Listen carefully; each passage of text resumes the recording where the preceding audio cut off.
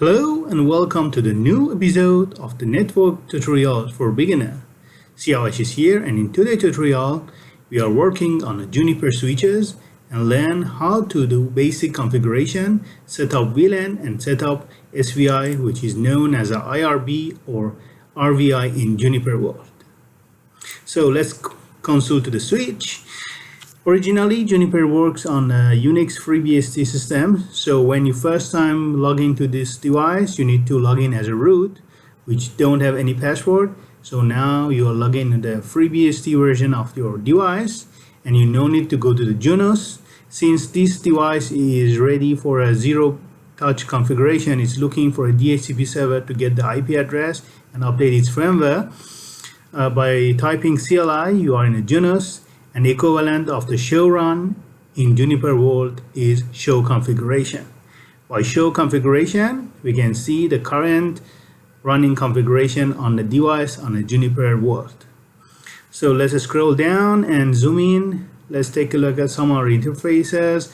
Gigabit interfaces are here. They have a logical unit of 0 and they belong to the family of Ethernet switching, and the storm control is set as a default on these interfaces. We continue scrolling down the configuration, and important things about the naming convention in the Juniper world: GE is gigabit 1 gig and XE is 10 gig interfaces.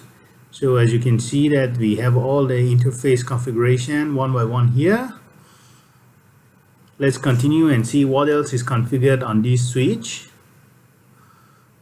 We can see some protocols like LLDP, link layer discovery protocol, is already enabled on all interfaces, and RSTP as a spanning tree version is running on this switch.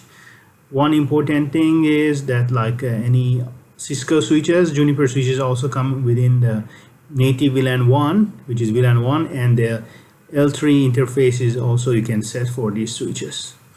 So let's do the configuration by typing the configure. So as you can see, we are in the configuration or edit mode in a Juniper world. So let's get rid of this prompt, which is annoying. For first configuration, we need to set up the password for a root account. The command to do that is a set system root authentication plain text password, and you put the password and retype the password, confirm the password. Password is set, and any configuration in Juniper world need to be committed.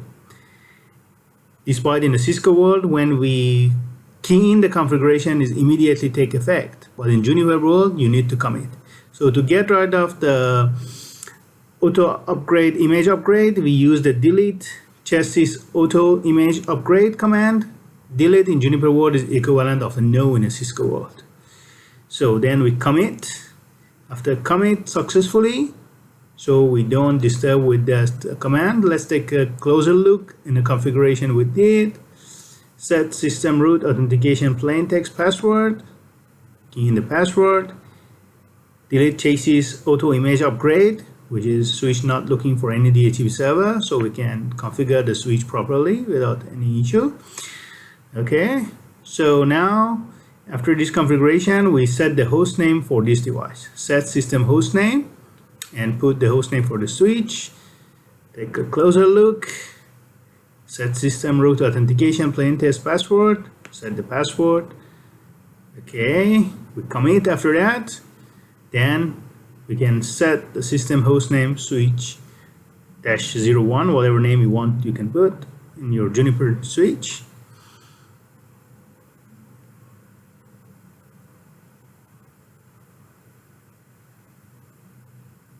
Okay, after successful commit, the configuration is there. Next step, we want to set some VLAN over this switch. So as you can see, after the commit, the host name is changed to the SW-01, which we already set. Okay, let's configure some VLAN on this switch. We have two ways to set the VLANs on the interfaces assigning, but first of all, let's set up the VLANs. So one command, show VLANs, when you're in edit, as you can see, is different when you run show VLANs. which is like a do in a Cisco world. So edit, you can see we have a configuration of the VLAN when we are in config mode or edit mode, but run show VLANs, run the show VLANs command in a privilege mode. So we have a VLAN 1, which is default, and all the interfaces are assigned by default to that VLAN. So the commands to create the VLAN on a switch: set VLAN, VLAN name, VLAN ID number. So we create one IT VLAN on a VLAN 10, set VLAN IT, VLAN ID 10, and we create another VLAN, we call it server, with the VLAN ID of 20. So like a VLAN ID, VLAN name, here is the equivalent command in Juniper. We have to commit, without commit it doesn't take effect. So check the commit, successful.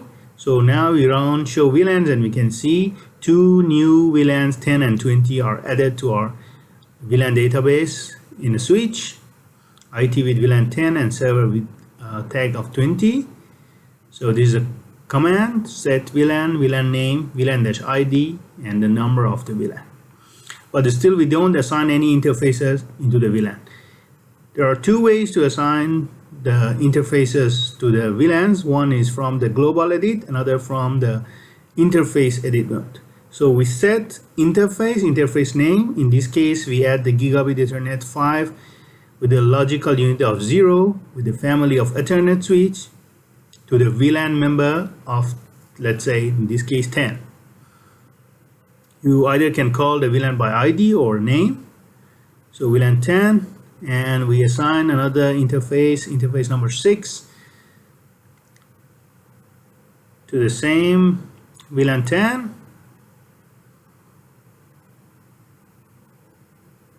As mentioned, we can call the VLAN by the name also.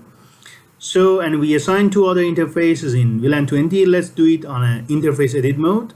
So we edit the interface, go to the interface config mode first, then we assign that interface to the VLAN. So let's take a look before doing that. So as you can see, run show VLANs, we have a VLAN 10 IT. So set interface gigabit 0/0/6 unit 0 family Ethernet switch VLAN members 10, and to interface 5 and 6 now is a member of the VLAN 10. Let's go to the interface editing mode. So we can edit interface gigabit 0/0/10. Okay, so now I need to come out set. Now as you can see, I'm in edit interface mode. So we can set the logical unit of 0, family Ethernet switch, VLAN member, we assign VLAN 20. Okay, so now VLAN 10 is now member of the VLAN 20. Interface 10 is belong to the VLAN 20. We do the same thing on VLAN 11. We have to exit, set unit 0, family. Okay, let's take a look at the commands. Go to the interface config mode by this command, edit interface number. When you are in interface config mode, we can set unit 0 family Ethernet switching VLAN member. What VLAN is that? Do the same thing for interface 11. Commit, don't forget. And now we can take a look at the VLAN status. Run show VLANs, and all VLAN 10 and 20 got their own members.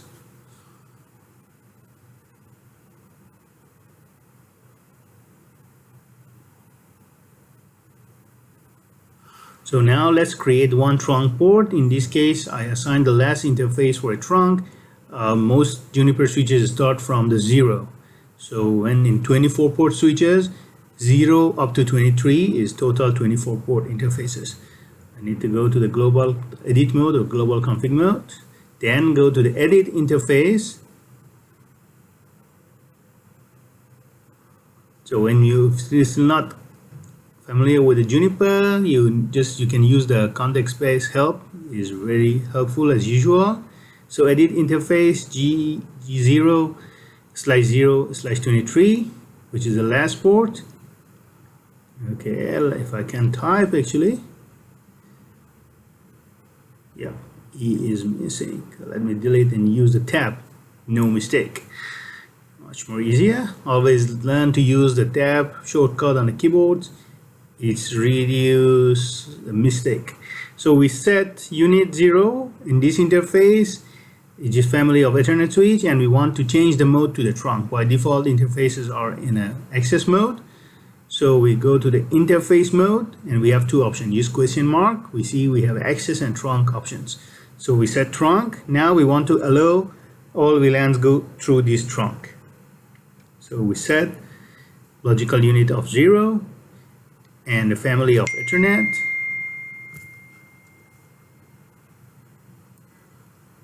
So VLAN members, so all the VLANs are assigned to this trunk.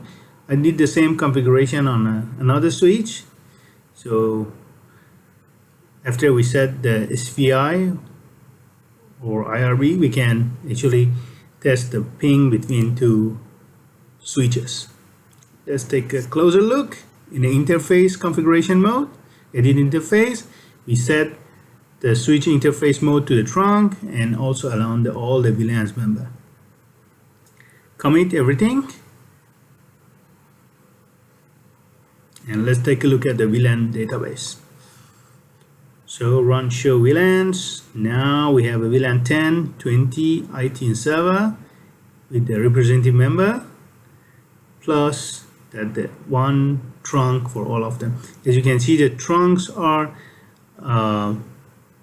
have a star asterisk. You can realize that, oh, this interface is trunk and what VLAN is carrying. As you can see on the 10, 20 and 1, which is native VLAN in this case, having that by default it carrying the trunk all the VLANs. So let's do the show VLAN in a configuration mode, and we can see here VLAN IT, VLAN ID 10, VLAN server, VLAN ID 20, and the default VLAN 1 is configured. So now let's set the interface IRB, which is integrated routing and bridging interface, and is, as I mentioned, is equivalent of the SVI. Juniper sometimes referred to the IRB interface and RIV, which both of them provide the same functionality as a layer 3 addressing. So let's set the interface for both VLAN 10 and 20. Set VLAN IT layer 3 interface, and we assign to the IRB interface 10. We still not committing, so I have to commit first. So let's create another. Also is GS set interface IRB unit logical unit 20. So in previous for VLAN 10 we put 10. Family INET interface address is 192.168.20.1/24. We commit. Now we created two IRB with the two logical unit 10 and 20 for each VLAN. Now we can set the VLAN IT layer 3 interface and bind it by using the question mark. We can see the IRB 10 and 20 are here. IRB 0 is by default for VLAN 1. IRB 10 we just created and 20 we just created. Now we're binding these interfaces to the layer 3 interface belong to that VLAN. Slightly confusing compared if you are familiar with the Cisco word, but yeah, you need to learn. Set VLAN server, which is VLAN 20 layer 3 interface, we bonding to the IRB.20 interface we just created. So we commit everything and we checking that IRB interfaces show VLANs. So we have all the VLANs. Layer 3 interface is bind to the IRB 10 for VLAN 10 and IRB.20 for VLAN 20. So everything looks okay.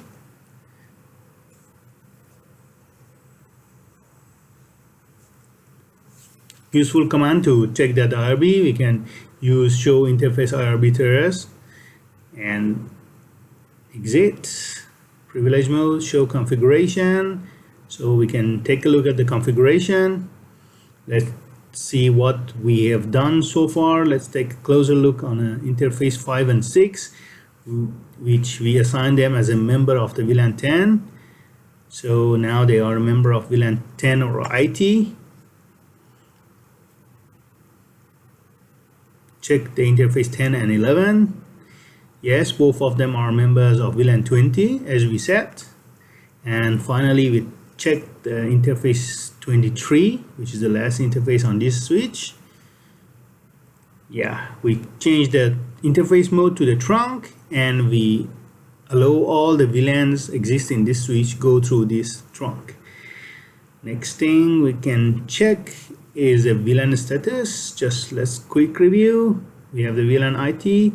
If we scroll up, we can see the IRB 10 and IRB.20 interfaces we just created.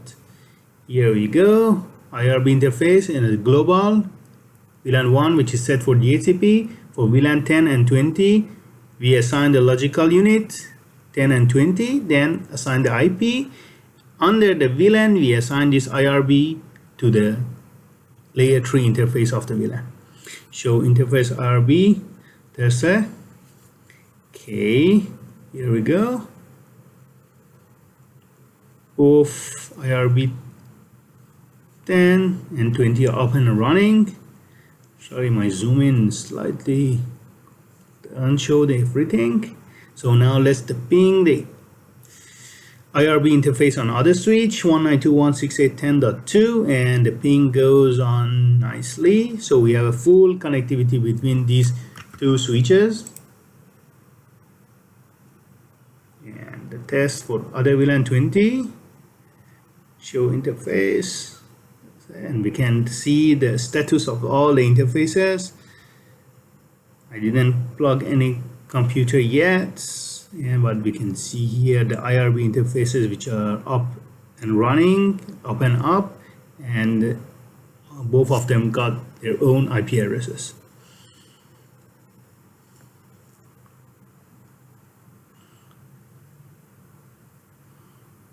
So I hope this short and quick tutorial is useful for you to compare that Juniper world with the Cisco world. Thanks for watching. Please send your comments, watch, learn, subscribe, and share our channel. Thanks for watching.